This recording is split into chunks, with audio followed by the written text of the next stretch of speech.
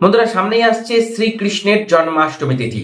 2026 সালে এই তিথিটি কবে পড়ছে এবং পালন কবে আমরা করব, আজকে সহজ ভাষা ধর্মকথায় আমরা এগুলো জানবো এবং তার সাথে জানবো এই বিশেষ দিনে করা বিশেষ কিছু উপায়, যার মাধ্যমে আমরা শ্রীকৃষ্ণের বিশেষ কৃপা আশীর্বাদ লাভ করতে পারবো। আপনাদের সকলকে জানাই সহজ ভাষা ধর্মকথার এই নতুন পর্বে সুস্বাগতম। বন্ধুরা, সহজ ভাষা ধর্মকথা মানেই জটিল সমস্যার সহজ সমাধান, হাতের কাছে থাকা দ্রব্য দিয়ে। চ্যানেলটিকে যদি এখনো সাবস্ক্রাইব করে না থাকেন, অনুগ্রহপূর্বক সাবস্ক্রাইব করে পাশে থাকা বেল বাটনটা আজই ক্লিক করে দিন, যাতে পরবর্তী সময়ে ভিডিও নোটিফিকেশনগুলো আর আপনাদের মিস না হয়ে যায়। বন্ধুরা, 2026 সালে জন্মাষ্টমী অর্থাৎ অষ্টমী তিথিটি শুরু হয়ে যাচ্ছে 3/9/2026 বৃহস্পতিবার দিন রাত্রি 1:45 থেকে এবং থাকবে পরের দিন অর্থাৎ 4/9/2026 শুক্রবার দিন রাত্রি 12:01 পর্যন্ত। উদয় তিথি অনুযায়ী এই বছর স্মার্ত এবং গোস্বামী মতে আমরা জন্মাষ্টমী পালন করব 4/9/2026 অর্থাৎ 4 সেপ্টেম্বর শুক্রবার দিন, এবং এই তিথিটির পালন আমরা করব 5/9/2026 শনিবার দিন পূর্বাহ্ন 9:32 মধ্যে।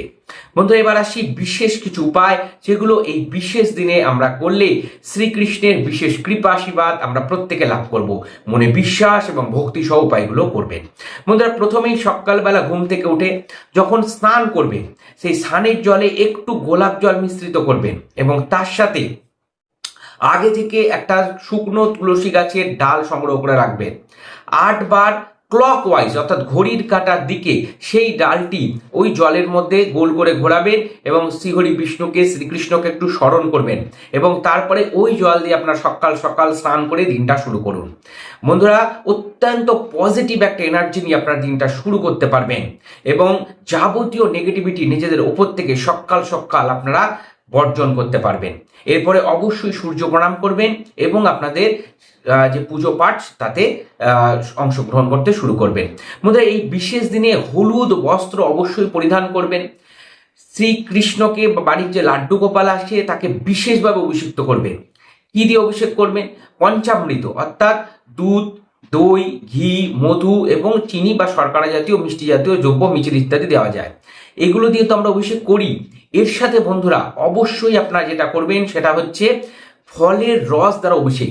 যে কোনো ফলের রস একটু প্রস্তুত করবেন এবং সেই ফলের রস দিয়ে অভিষেক করবেন। এবং এই যে অভিষেক ক্রিয়াগুলি, এগুলো আপনারা চেষ্টা করবেন কোনো শঙ্খ দ্বারা করতে, বিশেষ করে দক্ষিণাবর্ত শঙ্খ যদি থাকে তাহলে তো খুবই ভালো। বন্ধুরা, এছাড়া আলাদা করে একটু দুধ, একটু কেশর আর একটু মধু আলাদা করে মেশাবেন এবং এই দ্রব্যগুলিও শঙ্খের মধ্যে নিয়ে অবশ্যই আপনারা কিন্তু অভিষেক ক্রিয়া করবেন।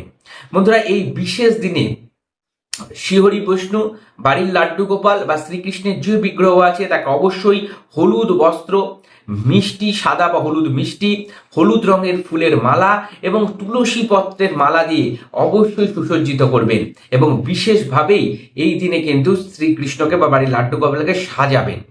কেন, আমাদের প্রভু কিন্তু সাজতে অত্যন্ত ভালোবাসেন এবং সাজানো হয়ে যাওয়ার পরে একটা আয়না দিয়ে অবশ্যই প্রভুকে দেখাবেন যে তাকে কিরম ভাবে আজকে সাজানো হয়েছে। বন্ধুরা, এই জন্য যদি আপনাদের বাড়িতে আলাদা করে কোনো আয়না না থাকে, মানে আলাদা করে কোনো ভগবানের জন্য আলাদা না থাকে আয়না, তাহলে এই দিন কিন্তু একটা আয়না অবশ্যই কিনে নিয়ে আসবেন ভগবানের জন্য, ভগবানের উদ্দেশ্যে। এছাড়া বন্ধু আরো কি কি জিনিস কিনতে পারেন? বাড়িতে যদি বাঁশি না থাকে অর্থাৎ বাজাবার যে বাঁশি, সেই বাঁশি অবশ্যই এই দিন কিনে নিয়ে আসার চেষ্টা করুন। বিশেষ করে রূপোর বাঁশি যদি নিয়ে আসতে পারেন খুব ভালো, যদি সামর্থ্য থাকে, নাহলে পেতলের বাঁশি বা অন্য যেটা আপনাদের সামর্থ্য আছে সে অনুযায়ী বাঁশি নিয়ে আসবেন।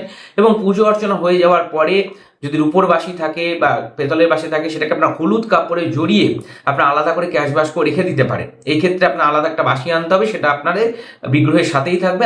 আরেকটি বাঁশি আপনার আলাদা করে হলুদ কাপড়ে মুড়িয়ে আপনারা ওটিকে আপনাদের ক্যাশ বাস্কে রাখতে পারেন।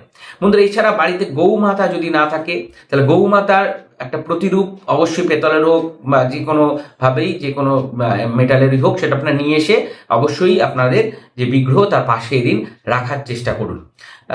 কামধেনু গরু যাকে বলে। বন্ধুরা, এছাড়া এই বিশেষ তিথিতে আপনারা অবশ্যই ময়ূরের পালক কিনে নিয়ে আসবেন বাড়িতে এবং ময়ূরের পালক দিয়ে আসন সাজাবেন এবং বাড়িতে অবশ্যই ময়ূরের পালক এদিন কিনে নিয়ে আসা অত্যন্ত শুভ বলে মান্য এবং এর মাধ্যমে বাড়ির নেগেটিভিটি কিন্তু কাটানো যায়। যাদের গ্রহগত প্রচন্ড ডিস্টারবেন্স চলছে, শনি গ্রহ, রাহু গ্রহ, কেতু গ্রহ সংক্রান্ত সমস্যা চলছে, তারা অবশ্যই ভোগে এদিন যে ভগবানের ভোগ লাগাবেন তাতে অবশ্যই কিন্তু বাদাম রাখার চেষ্টা করুন। এর মাধ্যমে এই সংক্রান্ত গ্রহ দোষগুলো কাটে। বন্ধুরা, যাদের স্বামী স্ত্রীর মধ্যে সমস্যা চলছে তারা জোড়া তুলসী পাত্র নিন এবং তার মধ্যে একটু মধু লাগে, অর্থাৎ একটা ডালের সাথে আর একটা ডালে লাগানো আছে তুলসী পত্র, এরকম কথা বলছে, এরকম তুলসী পত্র সংগ্রহ করবেন যেটা দুটো একসাথে লেগে আছে। সেই তুলসী পত্রের মধ্যে একটু মধু দিয়ে আপনারা লাড্ডু গোপালকে এদিন নিবেদন করে দিন। স্বামী স্ত্রীর সম্পর্ক অনেক সুন্দর হবে। এই দিন প্রভুকে অবশ্যই সাদা চন্দনের তিলক পরাবেন এবং নিজেরাও সাদা চন্দনের তিলক ধারণ করবেন। বন্ধুরা, এই বিশেষ দিনে ঘিয়ের প্রদীপ অবশ্যই আপনারা বাড়িতে প্রজ্বলিত করুন, আপনাদের যেখানে প্রভুর পুজো হচ্ছে সেখানে প্রজ্বলিত করবেন। কিছু মন্ত্র বলছি, এই মন্ত্রগুলো এদিন অবশ্যই আপনারা জপ করবেন। আপনারা ওম ক্লিম শ্রীকৃষ্ণায় নমঃ, ওম নমঃ ভগবতে বাসুদেবায়। এছাড়া বন্ধুরা অত্যন্ত বিশেষ মন্ত্র ওম ক্লিম রাধিকায় নমঃ, এই মন্ত্রগুলো আপনারা অবশ্যই এদিন বিশেষভাবে জপ করুন। এছাড়া বিষ্ণু সহস্রনাম বা জন্মাষ্টমীর যে ব্রত কথা আছে সেটি অবশ্যই এদিন কিন্তু পাঠ করবেন। জন্মাষ্টমীর ব্রত কথা সহজ ভাষা ধর্মকথায় আলাদা করে দেওয়া আছে, আপনারা সেটাও শুনতে পারেন। বন্ধুরা, এই বিশেষ দিনে একটা পাত্রে অবশ্যই মাখন, মিছরি এবং তুলসী পত্র, মাখন নেবেন, তার মধ্যে একটু মিছরি দেবেন আর একটা তুলসী পত্র দিয়ে প্রভুকে নিবেদন করুন। এবং পরবর্তী সময় এই বাটিটি আপনারা কোনো বাচ্চা মেয়েকে দিয়ে দেবেন। বন্ধুরা, এইভাবে যদি আপনারা 9টা আলাদা করে বাটি করতে পারেন এবং বাচ্চাদের দিতে পারেন, বাচ্চা মেয়েদেরকে, তাহলে খুব ভালো। এর মাধ্যমেও কিন্তু বিভিন্ন রকমের সমস্যা জীবন থেকে কাটে। বন্ধুরা, যখন আপনারা পুজো পাঠ এই সমস্তগুলো করছেন তার মধ্যেই একটা আলাদা করে পাত্রের মধ্যে খাওয়ার যে জল, পরিষ্কার শুদ্ধ জল, সেই জল নেবেন, তার মধ্যে একটু এলাচ দিয়ে দেবেন, একটা তুলসী পত্র দেবেন এবং একটু মিচড়ি দিয়ে রেখে দিন। পুজো পাঠ হবে, সারাদিন সমস্ত কিছু হয়ে যাবে, আপনারা ঢেকেও জলটিকে ওই ঠাকুরের সিংহাসনের পাশেই রেখে দেবেন। পরের দিন অর্থাৎ যেদিন নন্দ উৎসব আমরা করব সেই বিশেষ তিথিতে আপনারা এই জলটি বাড়ির প্রত্যেকে স্নানাদের ক্রিয়া করার পরে, যখন পুজো অর্চনা করছেন করার পরে আপনারা এই জলটি কিন্তু প্রত্যেকে আপনারা পান করবেন। এর মাধ্যমেও নিজেদের যে মানসিক অবস্থা সেটা আমরা ঠিক রাখতে পারবো, পজিটিভিটি জীবনে নিয়ে আসতে পারবো, গ্রোথ ঠিক হবে জীবনে, এবং বিশেষভাবেই শ্রীকৃষ্ণর কৃপা আশীর্বাদে আমরা জীবনের বাধা বিঘ্ন কাটিয়ে একটা সুন্দর গতি পাবো। বন্ধুরা, এই ধরনের টিপস টোটকা যদি আপনারা নিয়মিত পেতে চান তাহলে চ্যানেলটিকে অবশ্যই সাবস্ক্রাইব করে পাশে থাকা বেল বাটনটা অবশ্যই ক্লিক করে দেবেন, যাতে পরবর্তী ভিডিও নোটিফিকেশনগুলো আর মিস না হয়ে যায়। সকলে ভালো থাকবেন, সুস্থ থাকবেন। আগামী জন্মাষ্টমী সকলকে জানাই শুভেচ্ছা, অভিনন্দন। রাধে রাধে।